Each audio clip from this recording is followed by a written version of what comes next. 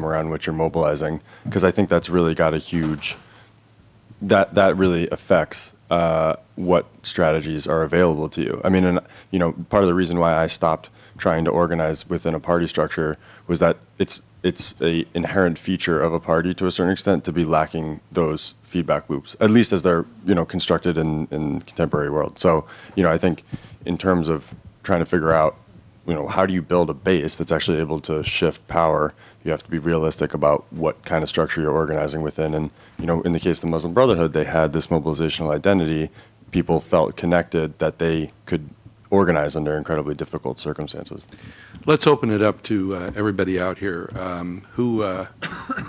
Nasreen? Yeah, I have a couple of questions. Thank you. That was really interesting. Okay, it's on. Okay, so thank you for that. Very interesting. I have a couple of questions. The first one to you. Sorry. Phil? Phil. You said we're at the intersection of organizing and mobilizing. What does that mean? What is at the intersection, and how does it translate itself in reality? Like if I look at your organization and your effort, what's the images I'm seeing of both? And the second question to Serja. I read your Canvas guide. I'm a fan of it. It's a really good document. It's very helpful in the different chapters. And I also know about how you were promoted with the April 6th movement. My question to you, looking at the model you present and teach and spread, what would you say is its challenge? Where does it not fail you, but where is it weak? And it's important to tell that, I think, to the people who are following it. Just for us to realize, you, the authors, the experience, think it's weak in that dimension. You know what? I better not blame you for an action that I'm taking. You warned me. So what is it? And the last one, sorry, to you, Arthur. The thing is, the point about the Muslim Brotherhood, they were very organized. And you said it was very difficult to organize and invest in building leadership. So I don't exactly get it. What is the difficulty? Building teams? Or tolerating some tactical failures? Or what's so difficult specifically? Okay, thanks. Phil? Sure.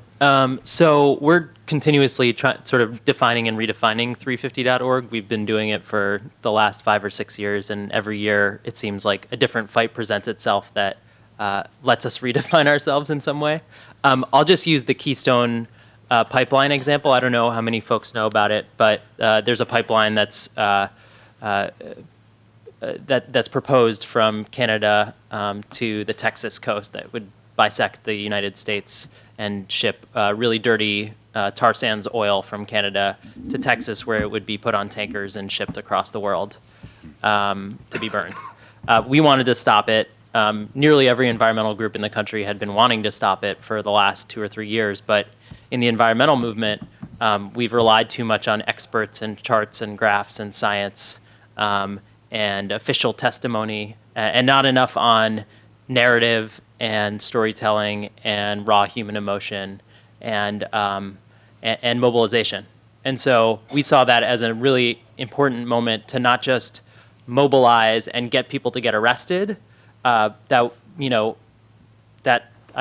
could take it or leave it. Like I'm not hot to trot on civil disobedience in that way.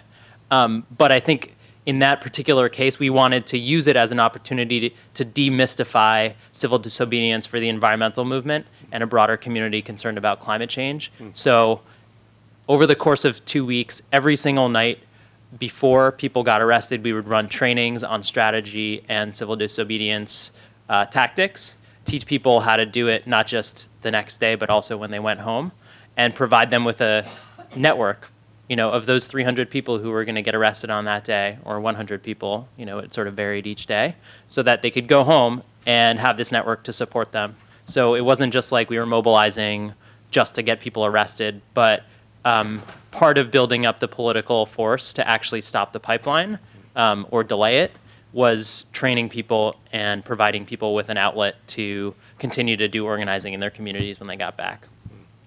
That's what I mean by sort of the full package of both mobilization, but also providing tools and empowerment for people to continue movement building and organizing when they get home. And did that, well, just before your follow-up question, did that also lay foundation across the country for targeted political mobilization? Yeah, absolutely. So even without us centrally asking people to do anything, for example, in Seattle, people who had gotten arrested at the White House went home. 2 months later, they went to the OFA, the Obama for America office, with a team of 100 people and asked the very fearful campaign canvass office director what he thought about the Keystone Pipeline and what his boss thought about the Keystone Pipeline. And that sort of spread across the country. And that was, by design, not led by us centrally, but it was because we provided the inspirational moment and the really sort of emotional sort of anchoring of being arrested with all these other people, and the tools that they could go back home and feel like they were empowered and had the skills to go do these actions. And perhaps the target. And the target, which was really easy. It was Barack Obama. It's really interesting because we heard this morning about the Dreamers also discovering something quite similar. Soja, you want to respond to? Yes, I would say that the biggest strength of our model is that we made, if there is any contribution we ever made to it, and I mean it's starting from Gene Sharp and his very important academia book, we made nonviolent struggle user friendly. It's very easy for people to go through it and kind of use it in field. The biggest weakness is the methodology of the knowledge transfer, and because you are talking about a closed societies, because we are talking about a limited number of people who spread this knowledge, all we can do is do workshop with limited time of people within limited amount of time. So where we really want to go is go online and make some deep analysis. Like, there's the whole chapter in this is about the strategic estimate and understanding how would you defeat Assad, for example, on the field of social non-cooperation, because his wallet grows thin. But in order to get there, you need a lot of time and a lot of people, and you can't achieve it, especially because you work with the groups in the midst of struggle. One replacement for this, the reason why it was efficient in Serbia and, for example, in Egypt, was that these people were capable to organize, to use these tools, to organize hundreds of their members to discuss this among themselves. Don't forget that we are working with 20 people at a time, which excludes the huge part of society and also a huge part of ideas. So the way it is spread should be more, spready friendly. If we can reach more people and if we can give them tool to reach more people, we will pick more brains and avoid a lot of mistakes. And a place where distance learning can make a contribution as well. The question was about the model itself. Like in the 6th of April, some of them said that they didn't run for elections. I told you this yesterday night. They didn't run for elections because also you guys advised them not to run for elections, which is not true. But I'm saying that maybe the model is, and that's maybe what I think, and I'm imposing it, does not support organizing and presenting a leader to the future transitional period. So if you were to add something to the model you present, would it be that they work later to bring those new leaders and run for the political process or run in the transitional period? I don't know where did you take it, but we never advised them neither to run of the elections or not to run to the elections. This is not the thing I would do it.